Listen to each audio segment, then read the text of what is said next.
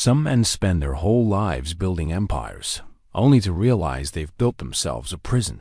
Elias Boone had everything money could buy, but at 72, he sat alone at his kitchen table every morning, counting down the days until his heart would finally give out. When he paid $1 for the abandoned Whitmore mansion at a county tax auction, he wasn't looking for an investment. He just wanted a quiet place to die away from the ranch that reminded him of all the family he'd lost. The old southern mansion had been empty for decades, with vines crawling up its columns and windows boarded shut. But on his first night there, Elias found a hidden room in the basement.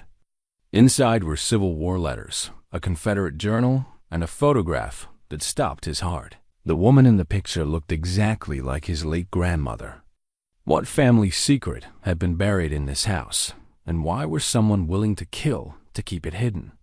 Before we jump back in, tell us where you're tuning in from, and if this story touches you, make sure you're subscribed because tomorrow I've saved something extra special for you.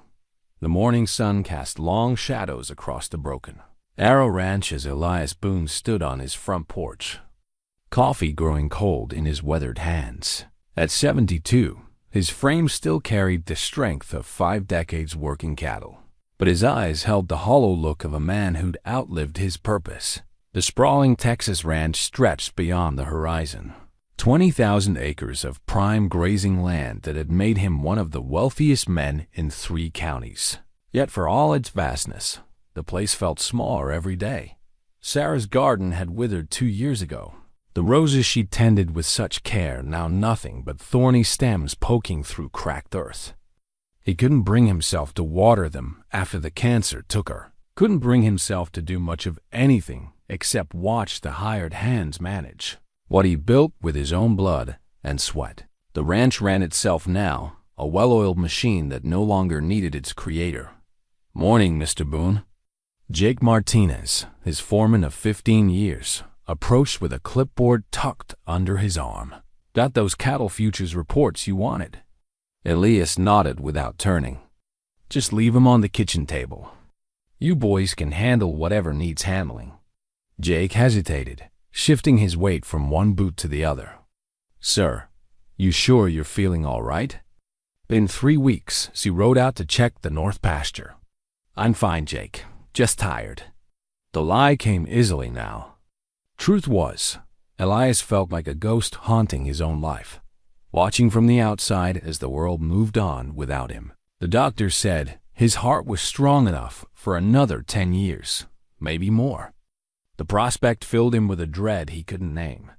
After Jake left, Elias retreated to his study, a dark-paneled room lined with leather-bound books Sarah had insisted he'd never read. She'd been right about most things, including that. His desk held a stack of mail he'd been ignoring for weeks, but one envelope caught his attention. It bore the official seal of Vermilion Parish, Louisiana. Inside was a notice about a tax auction, a list of foreclosed properties being sold to recover unpaid debts. Most were small plots of worthless swampland, but one entry made him pause. Whitmore Mansion and Grounds. 1847 Creole Plantation Home, 50 acres. Minimum bid $1. He'd heard of the Whitmore place from his grandmother Elena when he was young. She'd spoken of it in whispers, always crossing herself when the name came up. Something about a family tragedy during the war between the states, about how the house had stood empty ever since. Local folks said it was cursed, though his grandmother never explained what that meant. Elias stared at the notice for a long time. $1 for a mansion. It seemed fitting, somehow a rich man's joke about the value of things nobody wanted. More importantly, it was 500 miles away from the ranch, from the memories that haunted every corner of this place. That evening, he called his lawyer in Houston. "Tom, I need you to handle something for me." "Of course, Elias. What can I do?" "There's a tax auction in Louisiana next week. I want you to bid on a property for me." Tom's voice carried concern. "Are you thinking of expanding the operation?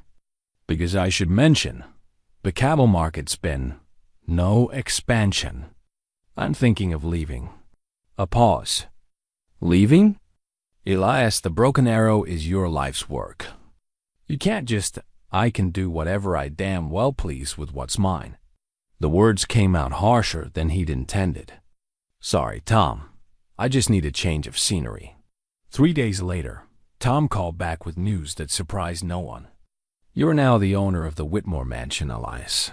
Only bidder, as it turns out. Cost you exactly $1, plus filing fees. Elias had expected to feel something satisfaction, perhaps, or buyer's remorse. Instead, he felt nothing at all, which somehow seemed appropriate. He spent the next week putting his affairs in order, signing papers that gave Jake full authority over the ranch's operations. The man had earned it, and Elias trusted him to keep the legacy alive even if its founder had given up caring. The drive to Louisiana took 2 days. His old Ford pickup loaded with the few possessions that still held meaning. Sarah's jewelry box. His father's cavalry saber from the Spanish-American War. A photograph of him and Sarah on their wedding day. Everything else could rot with the ranch as far as he was concerned. He reached the town of Magnolia Bend, just as the afternoon heat was settling into that oppressive blanket that defined Louisiana summers. The main street looked like something from a postcard that time had. Forgotten antebellum homes with wide porches and hanging moss. A courthouse with peeling white paint. Elderly men playing checkers outside a general store.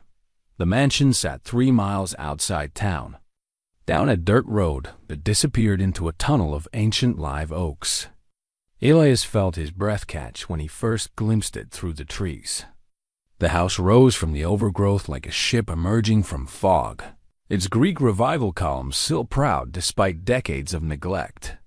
Ivy climbed the brick walls and thick ropes, and several shutters hung askew, but the basic structure appeared sound. He parked in what had once been a circular drive, now cracked and sprouting weeds. As he climbed the front steps, the boards groaned under his weight, and he wondered if he'd bought himself a death trap along with a refuge. The front door was solid mahogany, its brass hardware green with patina. The key the parish clerk had given him turned easily, and the door swung open with a prolonged creak that seemed to echo through the house's bones. The interior took his breath away. A grand staircase curved up from the foyer, its banister carved from what looked like imported walnut. Dust motes danced in shafts of sunlight streaming through broken shutters, and the air carried the scent of old wood and faded roses. For a moment, he could almost see the house as it had been, ladies in hoop skirts gliding down those stairs, gentlemen in tailcoats raising glasses of bourbon in the parlor. Well, I'll be damned. The voice came from behind him, and Elias spun around to find an elderly black woman standing in the doorway. She was small and bird-like, probably in her 80s, wearing a faded floral dress and carrying a wicker basket. "Ma'am," Elias nodded, touching the brim of his hat. "I'm Elias Boone. I just bought this place." "I know who you are, honey. Word travels fast in a small town." She stepped into the foyer, her sharp eyes taking in every detail. "I'm Evangeline Thibodeau. Been living in the caretaker's cottage for nigh on 60 years now. I wasn't told there was a caretaker." Mrs. Thibodeau chuckled, a dry sound like autumn leaves. "Wasn't official. You understand. Just kept an eye on things. Made sure the vandals didn't carry off everything that wasn't nailed down. Been expecting someone like you for a long time." "Someone like me?" "Someone running from ghosts, honey. Takes one to know one." She set her basket on a dust-covered table and began unpacking what looked like cleaning supplies. "Brought you some things to get started. Figure you'll be wanting to make the place livable." Elias watched her work, amused. "Mrs. Thibodeau, you don't have to. Course I don't have to. I want to." She paused in her unpacking and fixed him with a stare that seemed to see right through him. "This house has been waiting for someone who understands what it means to lose everything. But I got to warn you about something." "What's that?" "There's things in this house that don't like being disturbed. The Whitmores, they were good people, but they carried secrets that died with them. Some secrets got a way of staying buried for good reason. Before Elias could ask what she meant, Mrs. Thibodeau had gathered her empty basket and headed for the door. "I'll be back tomorrow with some groceries and such. You get yourself settled, but mind what I said about leaving things be." That night, after arranging his few belongings in the master bedroom and eating a cold sandwich for dinner, Elias explored the house room by room. Most of the furniture remained, covered in dust sheets that gave everything the appearance of ghosts. The library held hundreds of volumes, their leather bindings cracked but readable. The kitchen was a marvel of 1920s renovation, with modern appliances that hadn't been modern for decades. It was in the basement that he found the anomaly. The main cellar was what he'd expected: stone walls, wooden shelves, the remnants of a wine collection. But in the far corner, behind a wall of rotting wooden planks, he could see a gap that suggested a room beyond. The planks were old and brittle, coming away easily when he pried at them with a crowbar he'd found hanging on the wall. Behind them was a small chamber, perhaps 10 feet square, with stone walls and no windows. The air that escaped was stale and cold, carrying scents of old paper and something else, something that reminded him of the battlefield. Museums he'd visited as a young man by flashlight. He could make out the contents of the hidden room. In the center sat a hand-carved wooden box, its Confederate battle flag inlay still visible despite years of tarnish. Beside it lay scattered papers, a leather journal, and what appeared to be an old military revolver. But it was the framed photograph leaning against the wall that made his blood run cold. The woman in the picture was young, perhaps 20. With dark hair arranged in the fashion of the 1860s. She wore a simple dress and held a serious expression. But her eyes were unmistakably familiar. They were his grandmother Elena's eyes, set in his grandmother Elena's face, looking out at him from a photograph that had to be decades older than Elena could possibly have been. Elias sank to his knees beside the wooden box, his hands shaking as he reached for the journal. The leather cover was soft with age, and the pages whispered as he opened to the first entry. Written in a careful hand, "My name is Captain James Whitmore, 5th 10th Louisiana Infantry, and if anyone finds this record, know that I died loving a woman I could never have, for reasons that will die with me." Elias spent the night reading Captain James Whitmore's journal by lamplight in the hidden room, his back aching from hunching over the fragile pages. The story that emerged was both heartbreaking and impossible. According to the entries, James had deserted from the Confederate Army in the winter of 1863. Not from cowardice, but from love. The woman in the photograph was Elena Vasquez, a Mexican settler's daughter who had come to Louisiana with her family to escape the violence sweeping through Texas. James had met her at a church social in 1862, before the war consumed everything decent in the world. They had fallen in love despite the growing tensions between her family's Union sympathies and his Confederate commission. "She carries herself like a queen," James had written, "but speaks to me as if I were the only man in the world who mattered. When this war ends, I will marry her if she'll have me, and we will build a life worthy of the love we share." But the war had not ended quickly, and James faced an impossible choice when his regiment was ordered to participate in a raid against suspected Union sympathizers, a raid that would have targeted Elena's family among others. He had chosen love over duty, abandoning his post to warn her family and help them escape north. The journal entries grew darker after that decision. James had returned to the mansion in secret, using the hidden room to avoid Confederate patrols searching for deserters. He had planned to wait out the war and then follow Elena north, but something had gone wrong. The final entries spoke of betrayal, of someone who had discovered his hiding place and threatened to expose not only his desertion but Elena's family's location. "I fear I have been a fool," read the last complete entry. "The man I trusted with my secret has proven to have loyalties that supersede friendship. He demands I return to my regiment and face execution, or he will see that Elena's family pays the price for my cowardice. I have one final card to play, though it may cost me everything." The entry ended there. But tucked between the journal's back pages, Elias found a letter written in a different hand, a woman's hand. "My dearest James," it began, "I write this knowing I may never see you again, but I must tell you that your sacrifice was not in vain. My family reached safety because of your warning, and we will never forget the price you paid for our freedom. I am with your child, and though I cannot bear your name, I will give the baby mine and tell them every day of the brave man who was their father." The letter was signed, "Forever yours, Elena Vasquez." Elias read it 3 times before the full implication struck him. If this Elena was his grandmother, if she had borne James Whitmore's child, then Elias carried the blood of both Union sympathizers and Confederate deserters. His entire understanding of his family's history crumbled in that basement room. But how was it possible? His grandmother Elena had always claimed her husband was Miguel Boone, a rancher who had died young in a cattle drive accident. She had never mentioned Louisiana, never spoken of the war years except to cross herself and mutter prayers in Spanish. Yet here was proof that she had lived another life, loved another man, carried secrets that shaped everything that came after.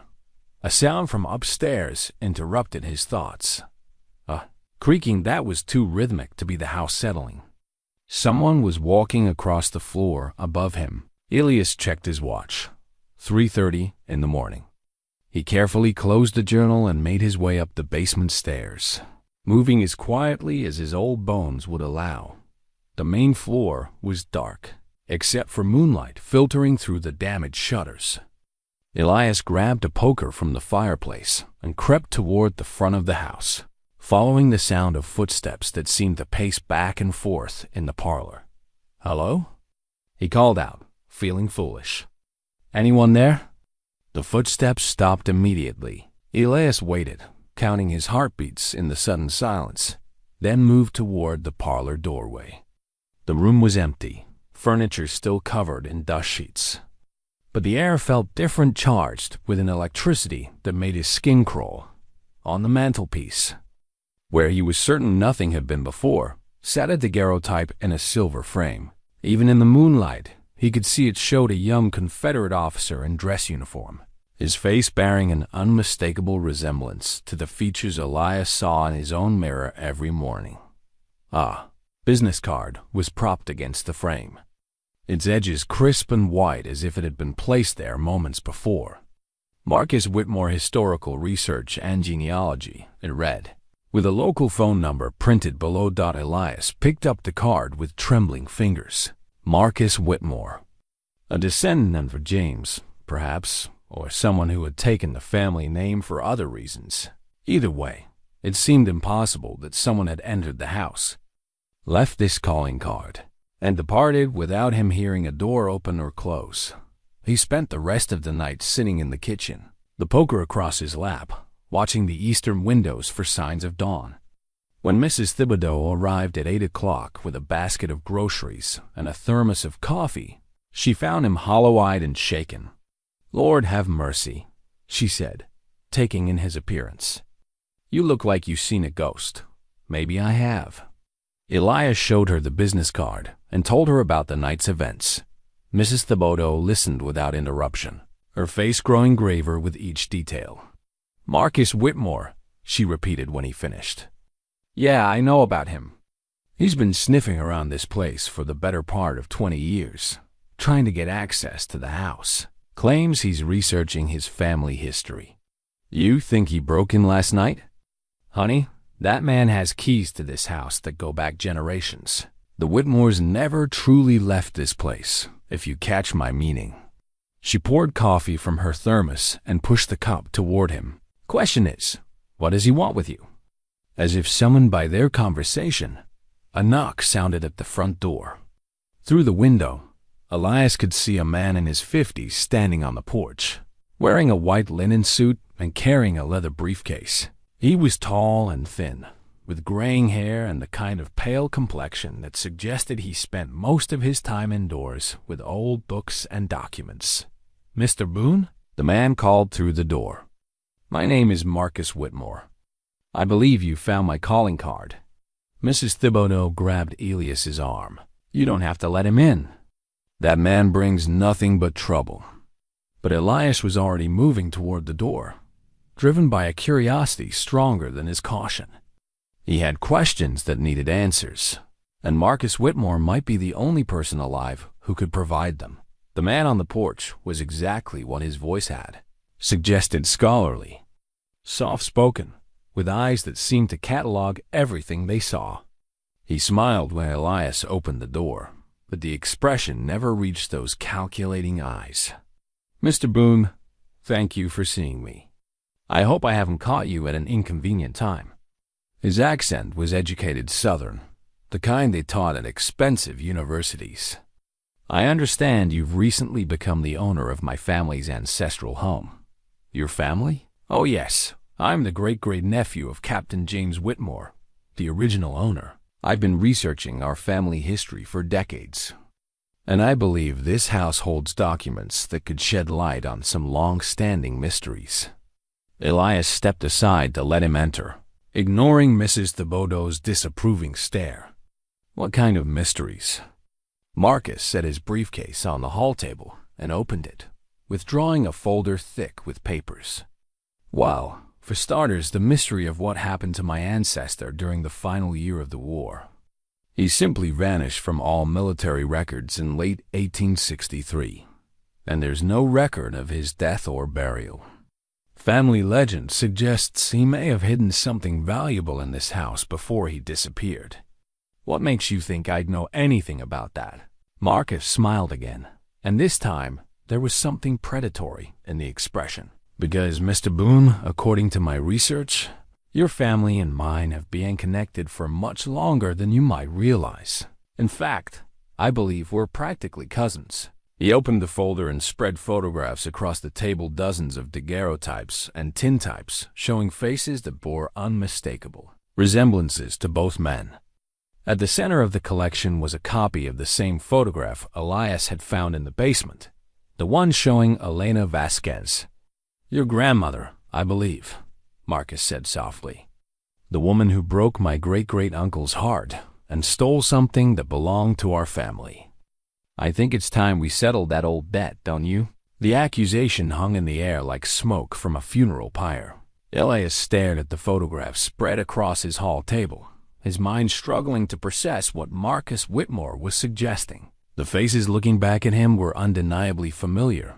The strong jaw he'd inherited from his father's side, the dark eyes that had been passed down through generations of Boones. "What exactly are you claiming my grandmother stole?" Elias kept his voice level, but his hands had unconsciously clenched into fists. Marcus reached into his briefcase and withdrew another document, a property deed yellowed with age. "This house, Mr. Boone, according to Confederate military law, when James Whitmore deserted his post, his property should have been seized by the state. Instead, it appears your grandmother somehow acquired legal title to the mansion and its contents before fleeing north." "That's impossible. My grandmother never owned property in Louisiana." "Are you certain?" Marcus's smile was thin and cold. "Because my research suggests otherwise. Elena Vasquez, your grandmother, lived in this house for nearly 6 months after James disappeared. Local records show she gave birth here in the master bedroom upstairs. The child was registered as Elena Boone, using the surname she would later claim belonged to her deceased husband." Mrs. Thibodeau had been standing quietly in the kitchen doorway, but now she stepped forward. "Marcus Whitmore, you got no business dredging up old pain. Some things are better left buried." "Mrs. Thibodeau," Marcus nodded to her with mock courtesy. "Still protecting the family secrets, I see. How admirable. But Mr. Boone deserves to know the truth about his heritage, don't you think?" Elias felt the walls of his new refuge closing in around him. He had come here seeking peace, an escape from the ghosts that haunted his ranch. Instead, He had stumbled into a graveyard of family secrets that threatened to upend everything he thought he knew about himself. "Let's say you're right," he said finally. "Let's say my grandmother lived here and somehow acquired legal title to this property. What does that have to do with you? If she owned it legitimately, then I bought it legitimately." Marcus laughed a sound without warmth or humor. "Legitimately? Mr. Boone, your grandmother acquired this property through theft and murder. She didn't just break James's heart, she broke his neck." The words hit Elias like a physical blow. "That's a hell of an accusation to make without proof." "Oh, I have proof." Marcus pulled out another folder, this one containing modern photographs and what appeared to be official documents. 3 years ago, I finally obtained permission to conduct a ground-penetrating radar survey of this property. We found what we were looking for in the old family cemetery behind the house. He spread the photographs on the table. They showed a section of overgrown graveyard, ancient headstones tilting at odd angles among the Spanish moss. But one area had been cleared and marked with modern surveying equipment. We found James's remains buried in an unmarked grave, 50 yards from the family plot. His skull showed clear evidence of blunt force trauma. Marcus tapped one of the photographs. Someone killed him and hid the body. The timeline suggests it happened right around the time your grandmother left for Texas. Elias studied the photographs, his stomach churning. If Marcus was telling the truth, then his grandmother had not been the innocent victim of war he'd always imagined. But something about the man's presentation troubled him. Too neat, too convenient, like a case built to reach a predetermined conclusion. "Why bring this to me now?" Elias asked. "If you had evidence of murder, why not take it to the authorities years ago?" "Because, Mr. Boone, I'm not interested in justice for a crime that's over a century old. I'm interested in recovering what James hid before he died, something your grandmother never found. Or she would have taken it with her to Texas. What are you talking about?" Marcus closed his briefcase with a decisive snap. "James Whitmore didn't just desert from the Confederate Army, Mr. Boone. He stole something from them first, something valuable enough that men are still willing to kill for it today. And according to his journal, he hid it somewhere in this house." "His journal?" Elias kept his expression neutral, but his heart was racing. "What journal? Don't play coy with me. I know you found the hidden room in the basement. I've been watching this house for 20 years, waiting for someone to discover what James left behind. The question is, are you going to be reasonable about this, or do I need to take more direct action?" The threat was subtle but unmistakable. Elias glanced toward Mrs. Thibodeau, who had gone pale during Marcus's presentation. Whatever this man wanted, she clearly knew more about it than she'd been willing to share. "I think you should leave," Elias said. "If you have some legal claim to this property, you can take it up with my lawyer." "Legal claims can be so messy and time-consuming," Marcus replied, moving toward the door. "I much prefer to handle these matters between gentlemen. But I should warn you, I'm not the only person interested in what James hid. There are others who lack my patience and civility." He paused at the threshold and turned back. "I'll give you 3 days to consider my proposal, Mr. Boone. Find what James hid. Turn it over to me, and I'll ensure you can live out your remaining years in peace.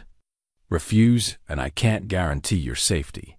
After Marcus left, Elias and Mrs. Thibodeau sat in the kitchen, the weight of unspoken truths settling between them like dust on abandoned furniture. How much of what he said was true? Elias asked finally. Mrs. Thibodeau sighed deeply, suddenly looking every one of her 80-plus years. "More than I wish, honey. Your grandmother did live here for a time, and she did leave sudden-like after James disappeared. But murder?" She shook her head. "Elena Vasquez was many things, but she wasn't no killer." "Then what really happened?" "I was just a child then, but I remember the night she left. There was shouting from the big house, men's voices raised in anger. My mama sent me to bed early, but I could hear them arguing about something. Next morning, Elena was gone, and we never saw James again." Who were the men arguing? That's the thing, I only recognized one voice. And it wasn't James. It was his brother Thomas, the one who'd been trying to court Elena before James came home from the war. Mrs. Thibodeau's eyes grew distant with memory. Thomas always was a jealous man, and mean when he didn't get what he wanted. Elias felt pieces of a puzzle beginning to align in his mind. You think Thomas killed James? I think Thomas killed James, and Elena saw it happen. Question is, what did she do with whatever it was they were fighting over? That afternoon, Elias returned to the hidden room in the basement, this time bringing proper lighting and examining everything with new eyes. The wooden box that had contained James' journal and personal effects was ornate, enough to suggest it had held something valuable. But now it was empty except for the documents and photograph. Yet as he studied the room's construction, he noticed something odd about the floor stones. One section seemed newer than the rest, the mortar lines slightly different in color and texture. Using the crowbar, he pried up the stones and found a shallow depression carved into the earth below. Whatever James had hidden there was gone. But scratched into the stone at the bottom of the hiding place was a message in Spanish, written in a feminine hand. Para mi hijo busca de Los Angeles Lauren. For my son, look where the angels weep. His grandmother's final message. Left for a descendant she would never meet. Pointing toward one last secret buried somewhere in the growing darkness of the Whitmore estate. The Spanish inscription haunted Elias through the night. Busca de Los Angeles Lauren, look where the angels weep. His grandmother had been fluent in both Spanish and English, but she had chosen to leave her final message in the language of her youth, perhaps hoping that only family would understand its meaning. By dawn, he had formed a theory about where the angels might weep. Every southern plantation of the era would have had a family cemetery, and cemetery angels were common monuments for grieving families. He had noticed the graveyard during his initial exploration of the property, but had avoided it out of respect for the dead. Now it seemed the dead might hold answers he desperately needed. Mrs. Thibodeau arrived earlier than usual, carrying a thermos of coffee and a grim expression.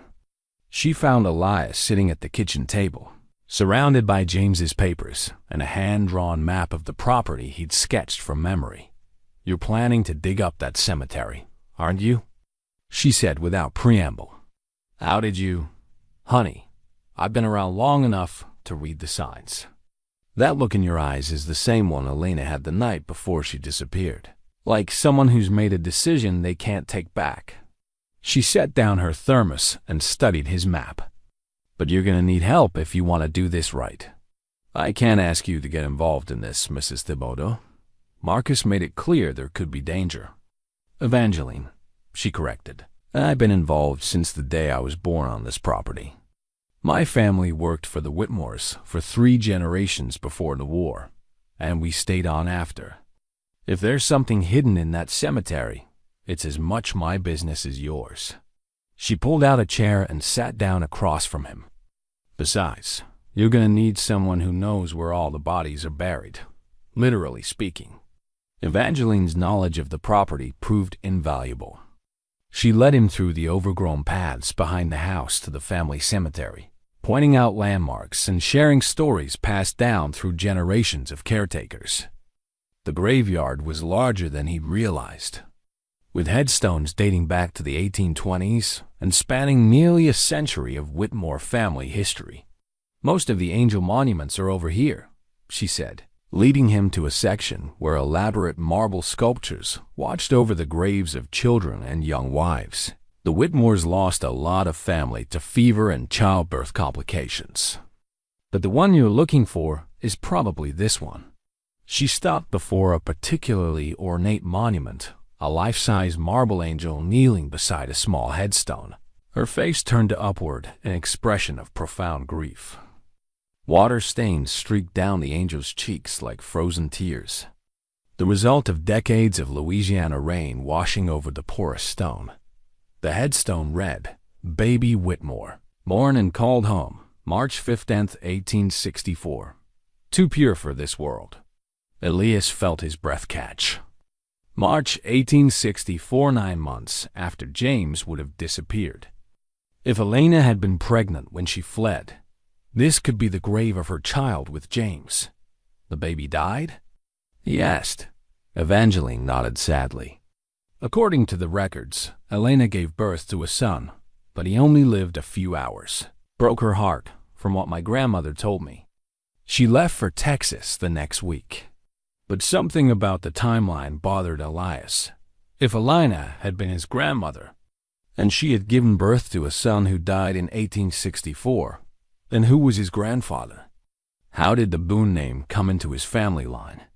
He knelt beside the Angel Monument and began examining its base. The marble was old and weathered, but he could see tool marks where someone had worked to loosen one of the foundation stones. Using his pocket knife, he was able to pry the stone free, revealing a hollow space behind it. Inside was a small leather pouch, wrapped in oiled cloth that had protected it from moisture for over a century. With trembling hands, Elias opened the pouch and found its contents: a handful of gold coins, some jewelry, and a letter sealed with red wax. The letter was addressed in Elena's handwriting. To the son of my heart, if God grants that you should find this. Elias broke the wax seal and unfolded the yellowed paper. Elena's final letter was longer than the one he'd found in James's journal, and it told a story that changed everything he thought he knew about his family. My beloved James is dead, the letter began. Murdered by his own brother for a treasure that was never worth a man's life. But Thomas Whitmore made one mistake, he assumed. I was just another helpless woman who would flee in terror once he had eliminated his rival. He did not know that my father taught me to shoot, or that I carried the blood of revolutionaries who died defending what they loved. I killed Thomas Whitmore in this very cemetery, buried him in an unmarked grave where he will never rest easy among the family he betrayed. The treasure he killed James for, Confederate gold meant to fund the war effort, I have hidden where only our blood can find it. But I will not use stolen money to build a life for my son. The baby you will someday bury beneath this angel is not James's child, though I let the world believe he was. My real son James's true heir I have taken with me to Texas, where he will grow up free from the blood and madness that consumed this place. I have given him the name Miguel Boone, after a good man who died helping my family escape the war. He will know nothing of Louisiana or the Whitmores until the day comes when he must. The letter ended with detailed instructions for finding the hidden Confederate gold, written in a code that combined Spanish and English phrases. But Elias barely registered the treasure map, his mind reeling from the revelation that his entire family history had been built on carefully constructed lies. His grandfather had not died in a cattle drive accident. He had never existed at all. Elena had created the identity of Miguel Boone to hide her son's true parentage from a world that would have seen him as the child of a deserter and a murderer. Everything Elias had believed about his heritage was fiction. But if Elena had hidden the Confederate gold and taken James's son to Texas, that meant Marcus Whitmore was right about one thing. There was a treasure somewhere on this property. And if Marcus knew about Elena's letter, he would stop at nothing to claim what he believed belonged to his family as if summoned by his thoughts. The sound of vehicles approaching echoed through the cemetery. Elias quickly pocketed Elena's letter and the pouch of coins. Then he and Evangeline made their way back toward the trees that bordered the graveyard. 3 black SUVs were parked in the mansion's driveway, and men in dark suits were systematically searching the grounds. Marcus Whitmore stood on the front porch, directing the operation with the authority of someone accustomed to being obeyed. "Looks like your 3 days just got cut short," Evangeline whispered. Elias watched the armed men spreading out across his property and realized that whatever Elena had hidden here, people were still willing to kill for it more than a century later. From their hiding place among the ancient live oaks, Elias and Evangeline watched the systematic search of the mansion grounds. The men moved with military precision, using metal detectors and ground-penetrating equipment that suggested this was no casual treasure hunt. Marcus Whitmore had come prepared for serious excavation. "We need to get out of here," Evangeline whispered. These ain't the kind of men who ask polite questions. But Elias found himself reluctant to flee. His property was apparently the key to understanding his family's hidden history. Elena's letter had revealed that Confederate gold was buried somewhere on the grounds, but it had also raised troubling questions about what else might be hidden here. "There's something I need to check first," he said, pulling Elena's letter from his pocket. She mentioned burying Thomas Whitmore in an unmarked grave. If these men find his remains, it could change everything. "Honey, that was over a century ago. What difference could it make now?" Elena wrote that she killed Thomas in self-defense after he murdered James. But Marcus has been telling people that Elena was the murderer. "If we can prove Thomas killed his own brother," a shout from the direction of the house cut him off. One of the searchers had found the hidden room in the basement, and Marcus was hurrying down to examine what they'd discovered. Through the basement windows, Elias could see flashlight beams dancing across the stone walls he had explored just hours earlier. "They'll find where I dug up the floor stones," he realized. "They'll know someone got there first." Evangeline grabbed his arm. "Then we better hope they don't find what they're really looking for. Come on, I know a way off the property that won't take us past their vehicles." She led him through the cemetery and into the swampy woodland that bordered the plantation grounds. The going was treacherous. Fallen logs and standing water made every step uncertain, and the Spanish moss hung so thick it blocked most of the sunlight. But Evangeline moved through the terrain with the confidence of someone who had navigated these paths since childhood. "Where are we going?" Elias asked, swatting at mosquitoes that seemed to regard him as a feast. "My cottage is about half a mile through the swamp. We can regroup there and figure out our next move." She paused to help him over a particularly large log. "But first, you need to tell me what was in that letter your grandmother left." As they made their way through the humid maze of cypress trees and stagnant water, Elias shared Elena's revelations. Evangeline listened without comment until he finished, then sat heavily on a moss-covered stump. "Lord have mercy," she breathed. "So your grandfather wasn't Miguel Boone at all. He was James Whitmore's son. Which means I have as much claim to that property as Marcus does. Maybe more, since Elena legally owned it when she left." "And the Confederate gold?" Elias consulted Elena's letter again, trying to decode the mixture of Spanish phrases and English directions she'd used to mark the treasure's location. She mentions where the morning sun touches the cross of sorrows. That could be another cemetery marker. And something about 20 paces from the weeping Virgin toward the rising sun. Evangeline's eyes widened. "I know exactly where she means. There's an old shrine in the woods, maybe 200 yards from the main cemetery. The Whitmores built it after they lost their first child to yellow fever. It's got a statue of the Virgin Mary that local folks used to visit when they needed to pray for the dead." "How much gold are we talking about?" "According to family stories, enough to fund a Confederate regiment for months. Could be worth millions today, depending on how much Elena actually hid." They reached Evangeline's cottage as the afternoon heat was building toward its daily crescendo. The small house was exactly what Elias had expected: weathered cypress siding, a tin roof, and a front porch lined with rocking chairs. But inside, he was surprised to find the walls covered with historical documents, photographs, and genealogical charts that looked like the work of a professional researcher. "You've been investigating this too," he realized. Evangeline nodded, pouring sweet tea from a pitcher in her ancient refrigerator. "Honey, I've been the unofficial keeper of this property's secrets for 60 years. When Marcus Whitmore first showed up claiming to be researching his family history, I knew he was after something more than just genealogy." She led him to a wall covered with photographs and documents spanning more than a century. At the center was a large family tree that connected the Whitmores, the Vasquez family, and surprisingly, several other local families whose names Elias recognized from his brief time in Magnolia Bend.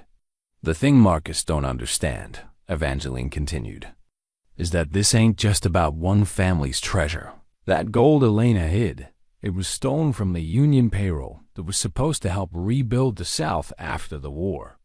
There's families in this parish who've been living in poverty for generations because that money never made it to where it was supposed to go. So what Elena hid wasn't Confederate gold, it was Union Reconstruction funds? That's what I believe.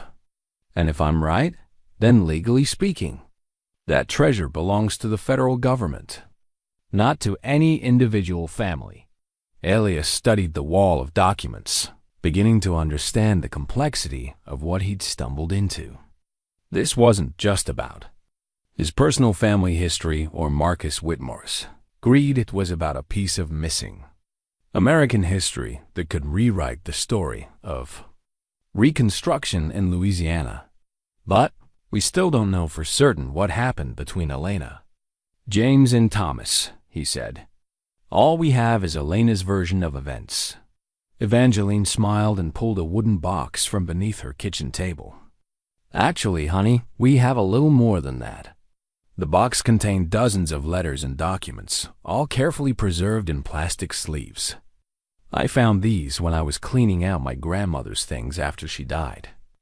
Turns out the Thibodeau family had been collecting evidence about what really happened here for 4 generations. She handed him a letter dated March 20th, 1864, days after the baby's death, that was marked on the cemetery headstone. It was written in a man's hand and addressed to the commanding officer of whatever Union forces might find this record. "My name is Thomas Whitmore," the letter began, "and I am writing this confession because I am dying and my sins are too heavy to carry to my grave. I murdered my brother James in a jealous rage, and I tried to murder the woman he loved. But Elena Vasquez proved herself a better shot than I anticipated. And now I lie bleeding in the same cemetery where I killed my brother." The letter went on to describe the theft of Union Reconstruction funds, James's plan to return the money to federal authorities, and Thomas's decision to eliminate his brother rather than lose what he saw as his family's salvation. Elena didn't kill Thomas in cold blood, Elias realized. She killed him in self-defense, and he lived long enough to confess the truth. "There's more," Evangeline said, handing him another document. Thomas wrote down the exact location where he and James had originally hidden the stolen funds. Elena must have moved it after she killed him, but this tells us where she would have started looking. As Elias read Thomas's detailed directions, he heard the distant sound of engines starting at the mansion.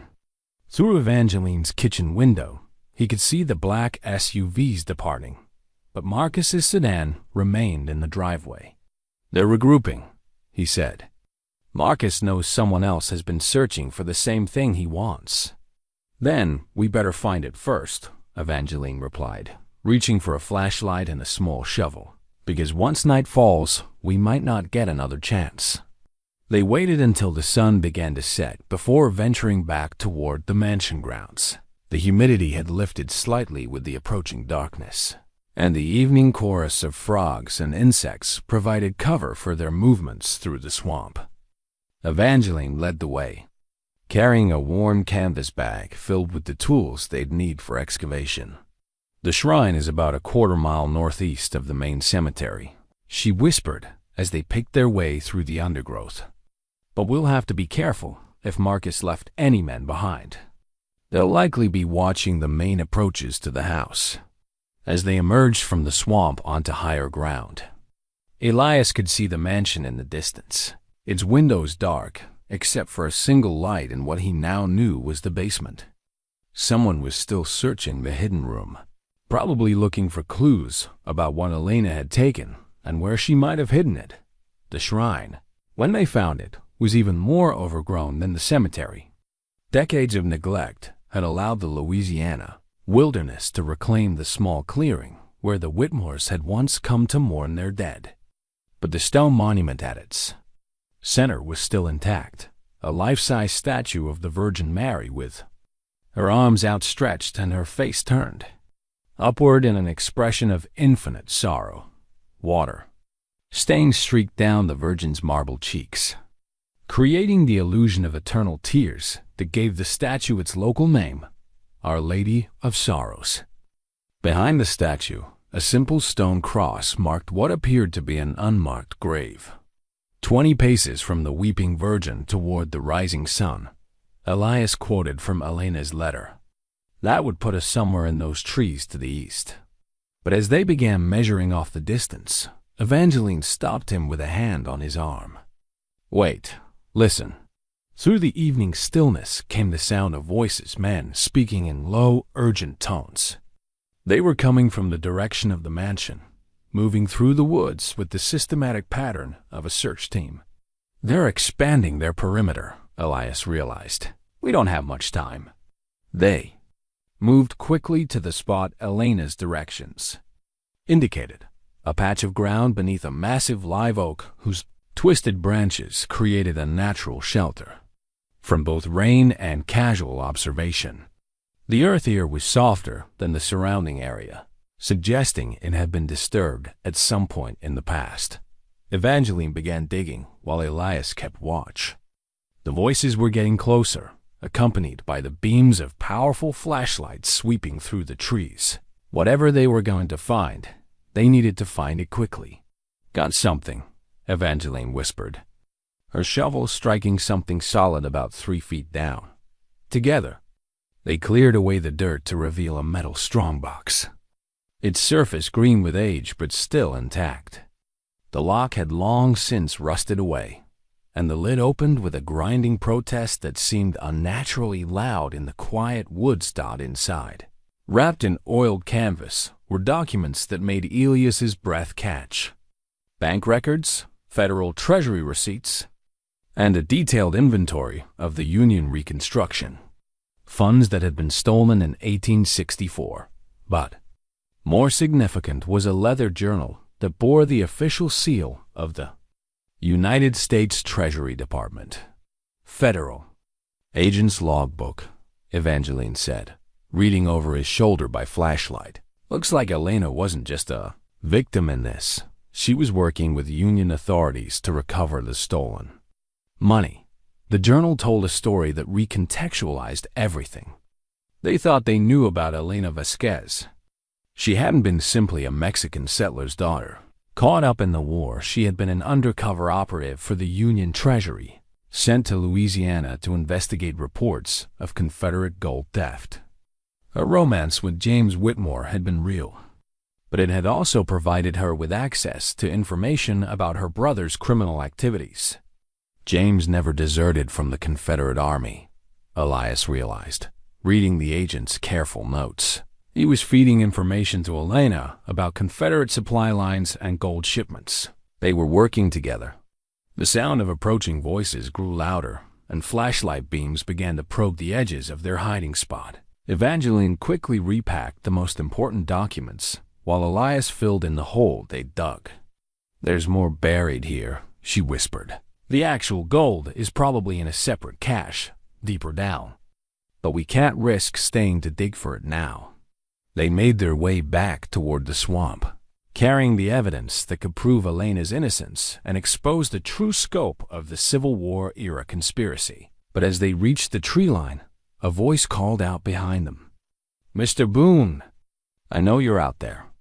Marcus Whitmore stood in the clearing by the shrine, flanked by 2 men carrying assault rifles. His scholarly demeanor had been replaced by something harder and more dangerous. "You found something, haven't you?" Marcus continued. "I can see the fresh dirt. The question is whether you're going to be reasonable about sharing your discovery." Elias stepped out from behind the tree where he'd been hiding, leaving Evangeline concealed in the shadows with the documents. "What I found, Marcus, is proof that your ancestor was a murderer and a thief. Elena Vasquez was working for the federal government when Thomas killed James. She wasn't stealing Confederate gold. She was trying to recover stolen Union funds. Marcus's laugh was cold and brittle. A touching story, Mr. Boone, but irrelevant. Regardless of the historical details, that treasure belongs to my family. James Whitmore died for it, and I won't let his sacrifice be meaningless. James died because his brother valued money more than family. Just like you do. Perhaps, but I'm the one holding the guns. Marcus gestured to his companions, and they raised their weapons. Now, you're going to tell me exactly what you found, and then you're going to help me dig up the rest. A rifle shot cracked through the night air, but it didn't come from Marcus's men. One of them spun and fell, clutching his shoulder. From the woods behind Marcus came a voice Elias recognized Mrs. Thibodeau, speaking with the authority of someone accustomed to being obeyed. "Drop your weapons, gentlemen. You're trespassing on private property, and Louisiana law gives me the right to defend it." She emerged from the trees, carrying an antique hunting rifle that looked well-maintained despite its age. Behind her came 3 other elderly residents of Magnolia Bend, all armed and all wearing expressions that suggested they'd been waiting a long time for this confrontation. "Evening, Marcus," said one of them, a man Elias recognized as the courthouse clerk who'd handled his property purchase. "Figured it was about time someone explained a few things to you about local history." Marcus's remaining gunmen looked uncertain, outnumbered and facing people who clearly knew the terrain better than he did. Marcus himself seemed to be calculating odds and finding them wanting. "This isn't over," he said finally, gesturing for his men to retreat. "That treasure legally belongs to the Whitmore family, and I'll get a court order if necessary." "You do that," Evangeline called from her hiding place. "But you might want to check with federal authorities first. Theft of government funds doesn't have a statute of limitations." As Marcus and his remaining gunmen disappeared into the woods, Elias felt the weight of Elena's secrets settling around him like the evening mist. He had come to Louisiana seeking solitude and found instead a family legacy built on courage, sacrifice, and the kind of moral complexities that defined the American experience itself. The courthouse clerk who had defended them introduced himself as Judge Robert Thibodeau, Evangeline's younger brother and the parish's sitting magistrate for the past 30 years. As the group gathered in the mansion's parlor later that night, burning oil lamps to avoid attracting attention with electric lights, Judge Thibodeau laid out documents that would change everything Elias thought he understood about his situation. "Marcus Whitmore isn't wrong about having a legal claim to this property," the judge began, spreading papers across the dust-covered table. "But he's been operating under some fundamental misunderstandings about which Whitmore family he belongs to." Evangeline poured coffee from a thermos, while her brother arranged the documents in chronological order. The other townspeople who had come to their aid, an elderly woman named Mrs. Boudreau and a weathered man called Pete Landry, sat quietly, their rifles propped against the wall like walking sticks. "You see," Judge Thibodeau continued, "Marcus has been claiming descent from Captain James Whitmore through the male line. But according to parish records, James never had any children who lived to adulthood." "What about the baby Elena had?" Elias asked. "The one buried in the cemetery? That child died within hours of birth, just like the headstone says. But Elena was pregnant twice during her time at this house. The first pregnancy ended in the stillbirth that's recorded in the cemetery. The second pregnancy resulted in a healthy son who lived to adulthood, your grandfather." Judge Thibodeau handed Elias a birth certificate dated September 1864, 6 months after Elena's supposed departure for Texas. Miguel Boone, or as he was originally registered, Miguel Whitmore, was born right here in this house. Elena stayed in Louisiana much longer than anyone realized. The revelation hit Elias like a physical blow. "She didn't leave immediately after James died?" "No, sir. According to these records, Elena remained on the property for almost a year. After the events of March 1864, she was completing her mission for the Treasury Department, documenting the full extent of the Confederate gold theft and recovering as much of the stolen funds as possible. Mrs. Boudreau spoke up from her chair by the window. "My grandmother was the midwife who delivered your grandfather, Mr. Boone. She always said Elena was the bravest woman she ever knew, staying here alone with a baby, dodging Confederate patrols and treasure hunters, all while gathering evidence for the federal government." "But if Elena was working for the Treasury Department," Elias said, "why didn't she turn over the gold she recovered? Why hide it instead of returning it to federal authorities?" Judge Thibodeau's expression grew grave. "Because she discovered something that made her distrust those authorities. Something that's been buried in federal archives for over a century, until I requested the files under the Freedom of Information Act last year." He opened a folder, marked with official government seals, and withdrew a telegram dated August 1864. "This is correspondence between Elena's Treasury Department handler and his superiors in Washington. Read it carefully." The telegram was brief but devastating. "Agent Vasquez has recovered approximately $200,000 in stolen Reconstruction funds. Recommend termination of agent and recovery of funds for alternative use. Louisiana operations too sensitive for civilian oversight."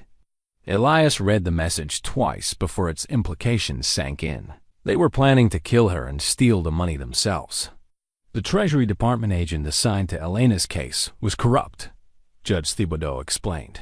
He was working with Confederate sympathizers who wanted to use the recovered gold to fund post-war resistance activities. Elena figured out the double cross and decided to hide the treasure until she could find federal authorities she could trust. "But she never did," Evangeline added.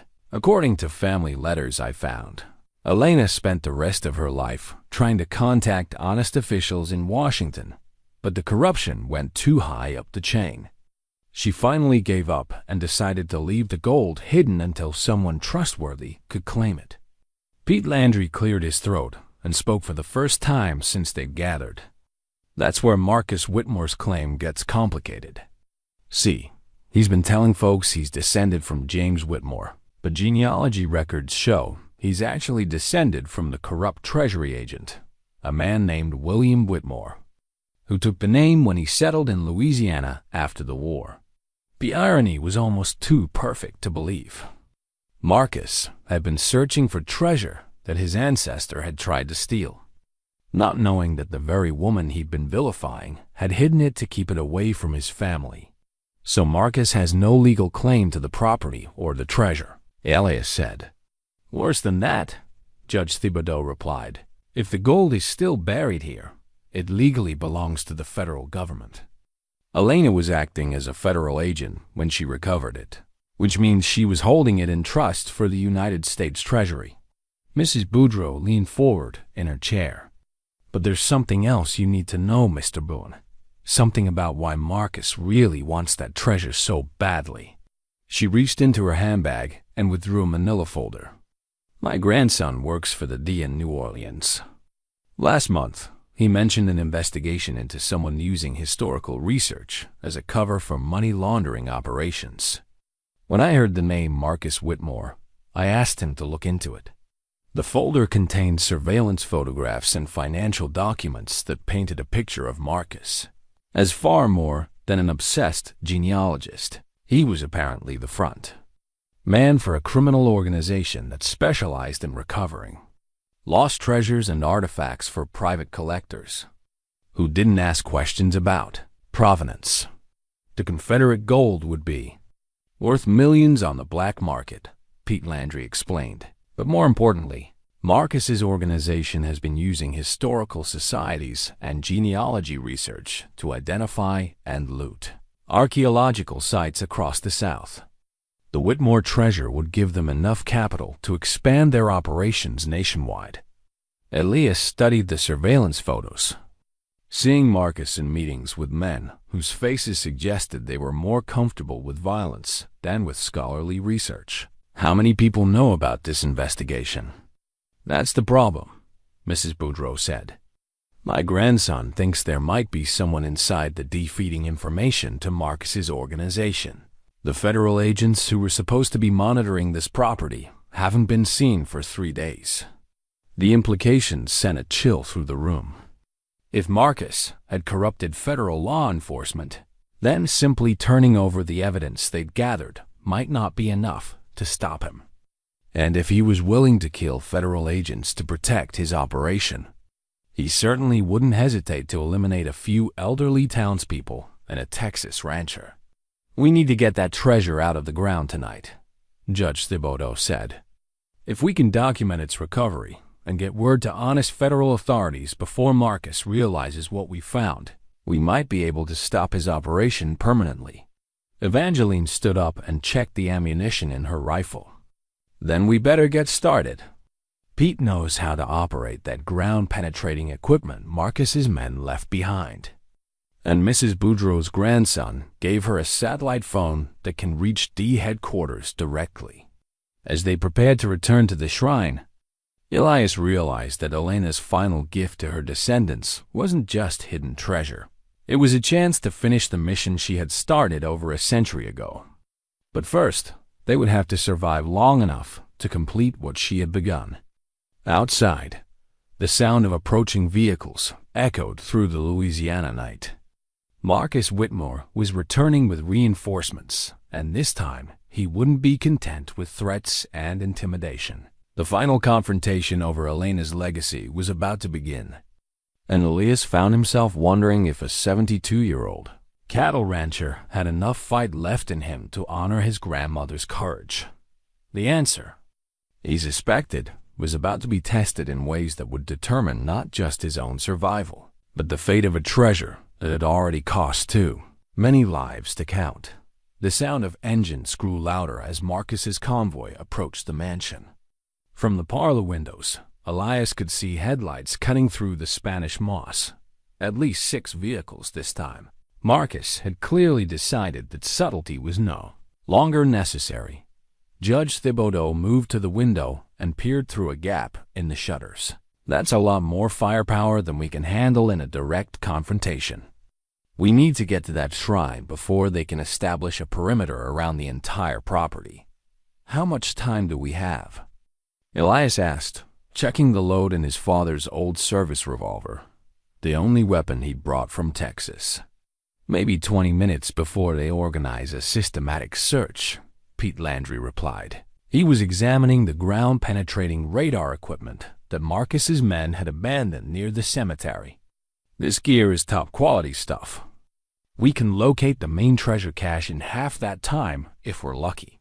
Mrs. Boudreau was speaking quietly into the satellite phone, trying to raise someone at D headquarters who could coordinate federal response. But even if she succeeded, help would be hours away, far too late to prevent Marcus from recovering the treasure or eliminating the witnesses to his operation.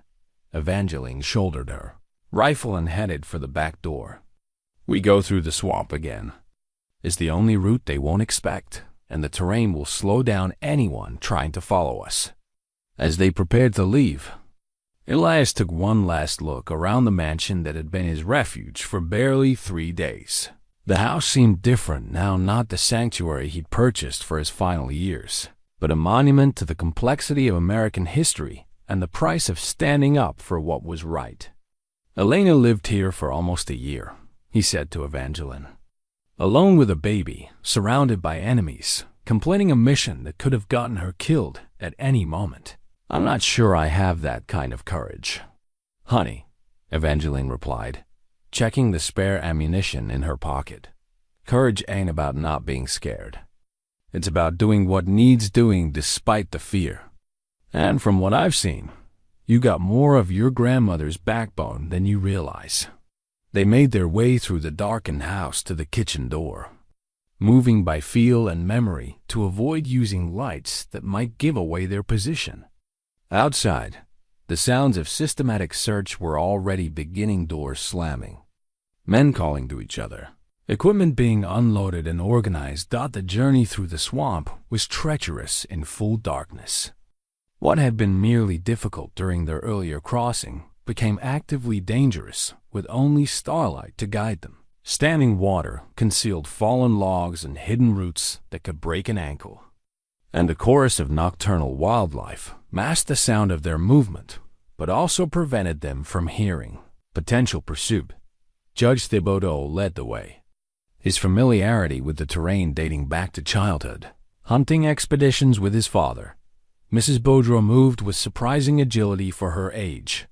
Her DIA connections, apparently including some field training, that served her well in difficult terrain. Pete Landry brought up the rear, carrying the ground-penetrating equipment and watching for signs. They were being followed. When they reached the shrine clearing, Pete immediately began setting up the radar unit while the others established a defensive perimeter. The equipment hummed to life, its display screen showing a three-dimensional map of what lay beneath the ground around Our Lady of Sorrows. "There," Pete whispered, pointing to a dense cluster of metallic signatures about 8 feet directly below the Virgin Mary statue. "That's got to be the main cache. Looks like multiple containers buried at the same depth." "How long to dig down to them?" Judge Thibodeau asked. "With proper tools and help, maybe an hour. But we don't have proper tools, and we can't risk the noise of power equipment." Elias studied the readout, remembering Elena's coded directions from her letter. She had been specific about the location for a reason: 20 paces from the Weeping Virgin toward the rising sun. But what if she hadn't meant 20 paces from where the statue stood now? "Evangeline," he said, "you mentioned that this shrine was built after the Whitmores lost their first child. When exactly was that?" 1823, I think. Why?" Elena's letter was written in 1864. The statue might have been moved or replaced during those 40 years.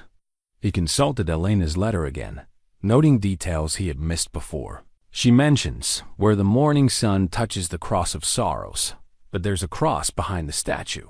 What if that's the original marker? Pete moved the radar unit to scan the area around the stone cross, and immediately the display lit up with new signatures. Bingo! Multiple large metallic objects, maybe 6 feet down. This location makes more sense strategically to better concealment, easier access without being seen from the house. They began digging in shifts, 2 people working while the others maintained watch. The Louisiana soil was soft but treacherous, becoming muddy as they reached the water table. Every shovelful had to be carefully placed to avoid, creating obvious signs of excavation that Marcus's men might notice. Mrs. Boudreau's satellite phone finally connected with someone at D headquarters. But the conversation was frustrating. The agent she reached knew about the investigation into Marcus's organization, but had no immediate way to dispatch help to their location.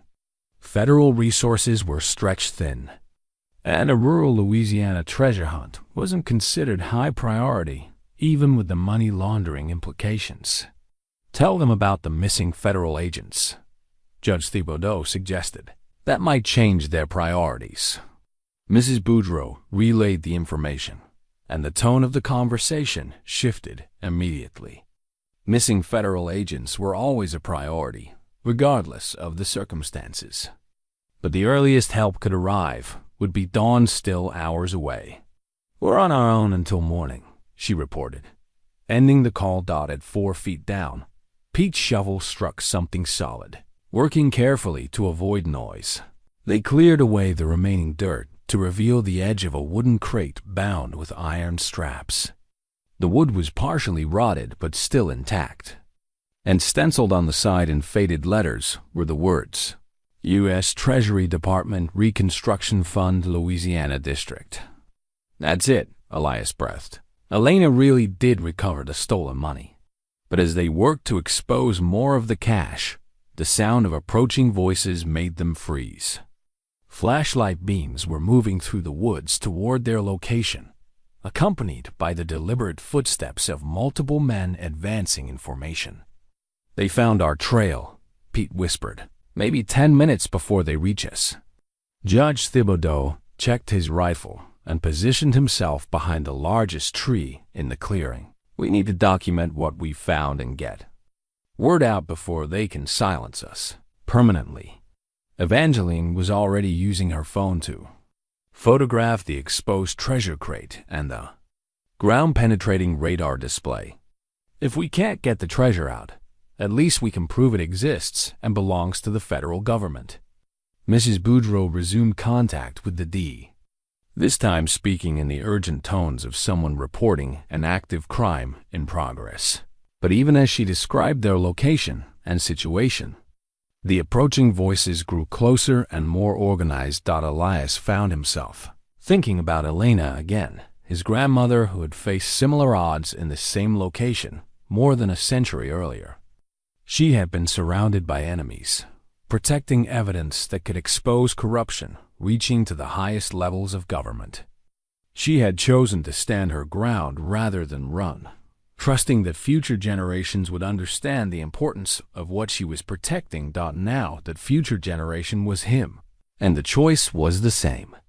They could try to flee through the swamp and probably be hunted down one by one, or they could make their stand here and hope that documenting the truth would be enough to stop Marcus's operation. Judge, Elias said quietly, in your opinion, if we can prove that this treasure belongs to the federal government and that Marcus is attempting to steal it, does that give us legal justification to defend it by force?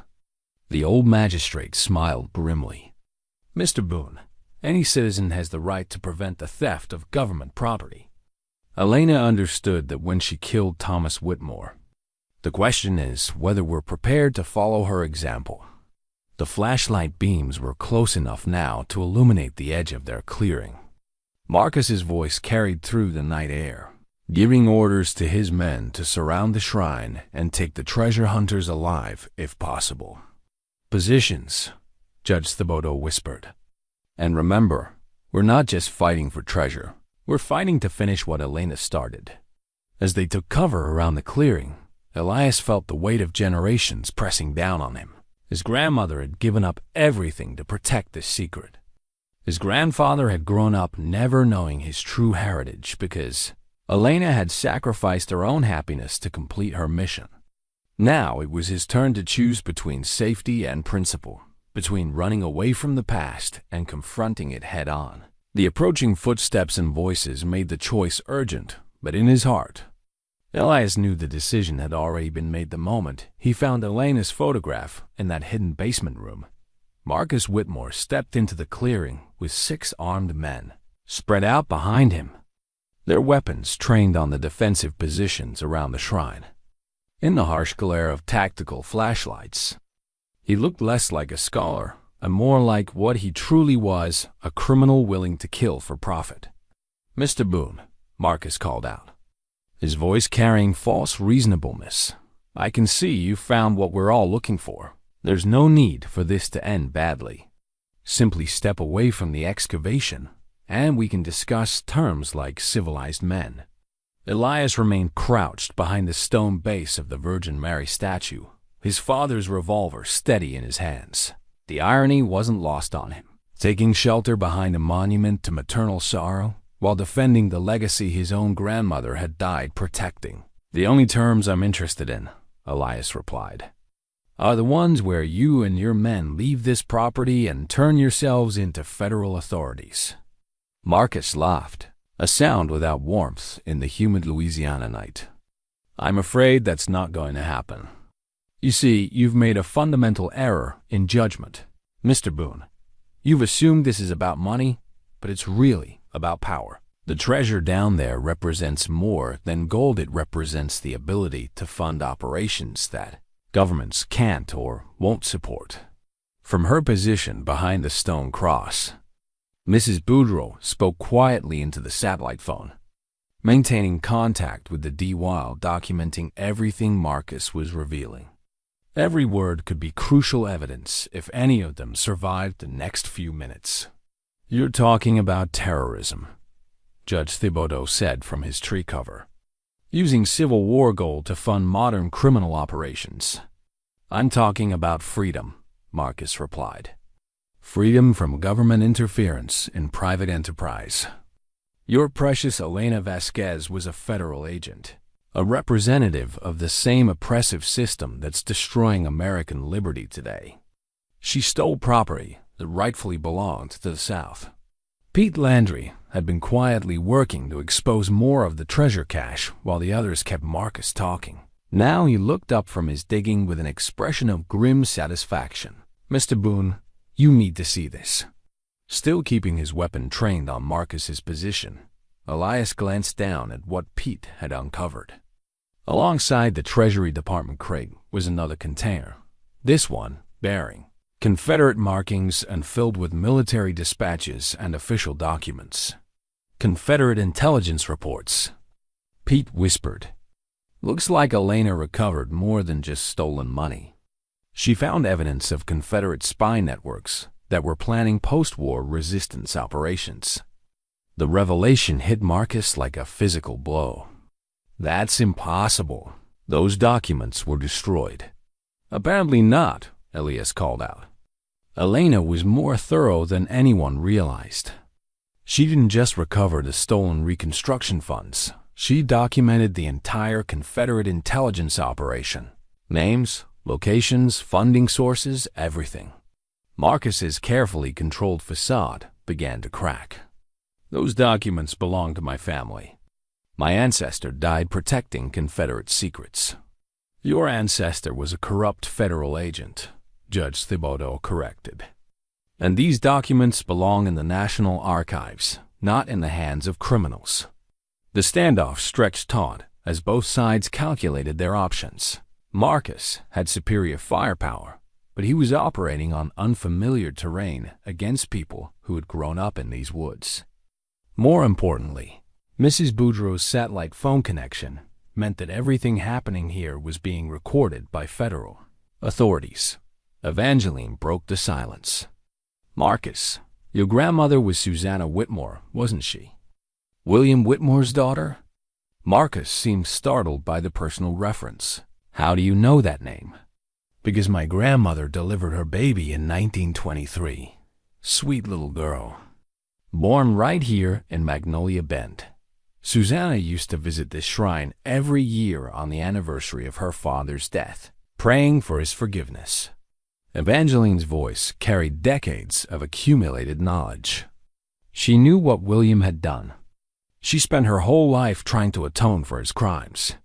My grandmother was a saint, Marcus snapped. She understood the importance of preserving Southern heritage against federal aggression. Your grandmother was ashamed, Evangeline continued. Ashamed that her father had betrayed his oath to serve the federal government. She told my grandmother the truth before she died. William Whitmore had planned to steal the Confederate intelligence documents and sell them to the highest bidder after the war. Elena Vasquez stopped him. The personal attack seemed to unbalance Marcus more than threats of federal prosecution. His scholarly composure cracked completely, revealing the fanatic underneath. Enough, he snarled, raising his weapon. I've wasted too much time on this negotiation. Kill them all and secure the site. But as Marcus's men raised their rifles, the night exploded with the sound of approaching helicopters. Federal agents, alerted by Mrs. Boudreau's satellite phone calls, were arriving ahead of schedule. Searchlights swept through the trees, and amplified voices demanded that all armed individuals drop their weapons immediately. Marcus spun toward the sound of the helicopters. His face twisted with rage and desperation. You called in federal reinforcements. I called in the rightful owners of this treasure, Mrs. Boudreau replied, standing up from her concealed position with her hands raised. The United States government. The helicopters settled into the clearing beyond the shrine, disgorging tactical teams that immediately moved to secure the area. Marcus and his men found themselves surrounded, outnumbered, and caught in the act of attempting to steal federal property. Federal agents in tactical gear moved through the clearing with practiced efficiency, but Marcus Whitmore wasn't finished. As the helicopter's searchlights swept across the shrine, He grabbed something from his jacket, not a weapon, but a small electronic device that beeped ominously in the humid night air. "Everyone back away from the excavation," Marcus shouted over the rotor noise. "I've placed charges around this site. If I can't have the treasure, no one can." Agent Sarah Chun, the D-team leader who had rappelled from the first helicopter, immediately recognized the threat. "Explosive device," she called into her radio. "All units maintain distance from the shrine." Elias felt his blood turn to ice. Marcus was willing to destroy Elena's legacy rather than see it return to rightful federal custody. Over a century of hidden history would be lost in a blast that would serve no purpose except to satisfy one man's twisted sense of revenge. "You're bluffing," Judge Thibodeau said. But his voice lacked conviction. Marcus held up the detonator, his thumb hovering over the trigger button. "Am I? I've had 3 days to prepare this site. Mr. Thibodeau, I've been planning for this contingency since I first started searching for the treasure." Agent Chan moved closer, her weapon trained on Marcus, while her team worked to evacuate civilians from the potential blast radius. "Mr. Whitmore, destroying federal property is a felony that carries a life sentence. Think about what you're doing." "I'm preserving Southern heritage from federal theft," Marcus replied, his academic composure completely shattered. "Elena Vasquez was a traitor who stole what belonged to the Confederate cause. If I can't restore it to its rightful place, at least I can prevent it from being used by her descendants and their government allies." But as Marcus ranted about Southern heritage and federal oppression, Evangeline was moving quietly through the shadows at the edge of the clearing. Her decades of experience on this property had taught her every route, every depression, every approach that would allow silent movement. While everyone's attention was focused on the standoff between Marcus and Agent Chun, she circled behind his position. Elias saw her movement and understood her intention. She was positioning herself to tackle Marcus if necessary, but the detonator in his hand made any physical intervention incredibly dangerous. One wrong move, and the explosive charges would destroy everything Elena had died protecting. "Marcus," Elias called out, drawing the man's attention away from Evangeline's approach.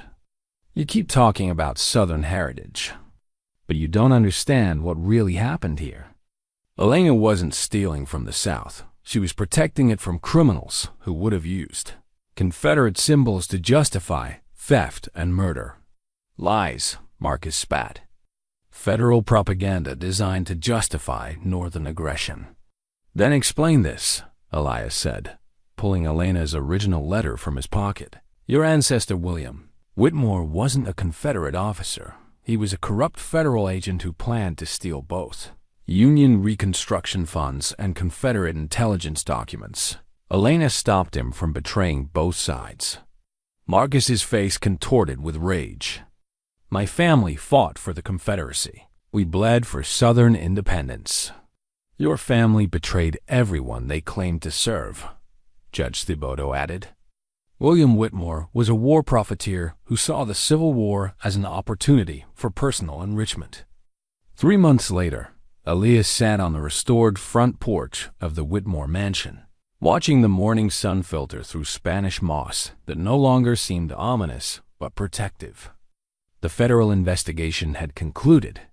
Marcus and his organization had been prosecuted, and the treasure Elena had hidden for over a century had been returned to the Treasury Department for proper disposition.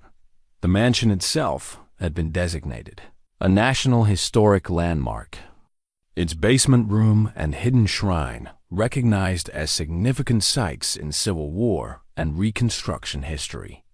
Elena Vasquez's story had been added to the official record, her courage finally acknowledged by the government she had served with such dedication. But for Elias, the most important changes were personal. The loneliness that had driven him from Texas had not disappeared, but it had transformed into something more manageable. The quiet solitude of a man who understood his place in a larger story. He was no longer simply the last member of a dying family line. but a link in a chain of courage that stretched back through generations. Evangeline emerged from the kitchen, carrying 2 cups of coffee and the morning mail. At 86, she had officially been hired as the mansion's historical interpreter, a federal position that came with a small apartment in the restored servants' quarters and a pension that would ensure her comfort for the remaining years. "Got a letter from your lawyer in Texas," she said, settling into the rocking chair beside his. "Looks like the ranch sale went through." Elias had decided to sell the Broken Arrow Ranch and use the proceeds to establish the Elena Vasquez Foundation, a nonprofit organization that would provide college scholarships for students studying American history and government service. It seemed fitting that his grandmother's legacy should inspire new generations of public servants. "Any regrets?" Evangeline asked, watching him read the legal documents. "About selling the ranch?" "No. Sarah and I built that place together, but it was never really home after she died. This," he gestured toward the mansion and its grounds, "this feels like where I'm supposed to be." The restoration of the mansion had become a community project, with local volunteers working alongside federal contractors to return the house to something approaching its original grandeur. Judge Thibodeau had established a historical society that was documenting the stories of all the families affected by the Civil War and Reconstruction in Magnolia.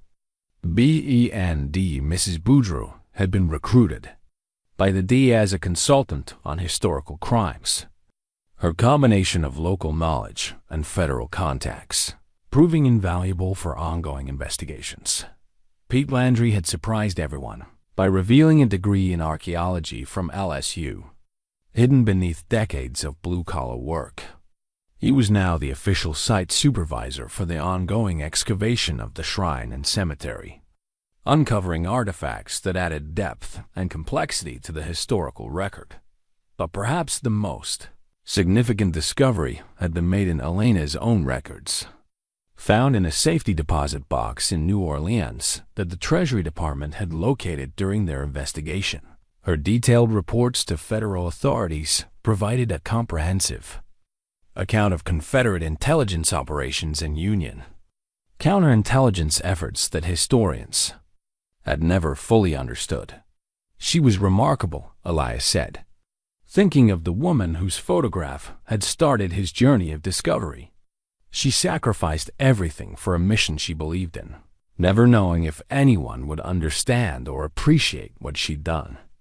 "She knew," Evangeline replied. "My grandmother used to say Elena had a look in her eyes like someone who could see the future." She trusted that eventually the truth would come out. A car approached along the newly paved driveway, a federal sedan carrying Agent Chen and a man Elias didn't recognize. They had been expecting this visit, the final official meeting about the disposition of Elena's treasure and the legal status of the mansion property. Agent Chen introduced her companion as Dr. Michael Harrison from the Smithsonian Institution. He was a historian specializing in Civil War espionage, and he had been studying Elena's reports for the past 3 months. "Mr. Boone," Dr. Harrison began, "I wanted to thank you personally for your family's contribution to American historical understanding. Elena Vasquez's records have filled in gaps in our knowledge that we didn't even know existed. She was apparently one of the most effective intelligence operatives of the entire war. What happens to her story now?" Elias asked. "The Smithsonian is planning a major exhibition on Civil War espionage, with Elena as the central figure. We'd like to display some of her personal effects alongside the official documents, if you're willing to lend them." Elias thought of the photograph that had started everything. The image of a young woman whose courage had shaped American history in ways she never could have imagined. "I think she'd like that. She spent her whole life working for the federal government. It's fitting that the federal government should tell her story." Agent Chen handed him a thick envelope containing the final paperwork related to the treasure recovery. "There's also the matter of the finder's fee," she said. Federal law provides compensation for citizens who assist in recovering stolen government property. It's not a fortune, but it should be enough to maintain this property and continue Elena's legacy. As their official visitors departed, Elias and Evangeline returned to their rocking chairs on the front porch. The afternoon was warm but not oppressive, and a gentle breeze carried the scent of the gardens that were slowly being restored to their antebellum glory. "So what now?" Evangeline asked. "You've got your grandmother's story. Her treasure's been returned to the government, and the bad guys are in prison. What does a 72-year-old retired rancher do for an encore?" Elias smiled, feeling more at peace than he had in years. "I think I'll just sit here for a while and enjoy being part of something bigger than myself." Elena spent her whole life protecting this place and what it represented. Now it's my turn to be its guardian. The sun continued its journey across the Louisiana sky, and somewhere in the restored gardens, a mockingbird began to sing. Elena Vasquez's work was finally complete, and her great-grandson had found the home he never knew he was looking for.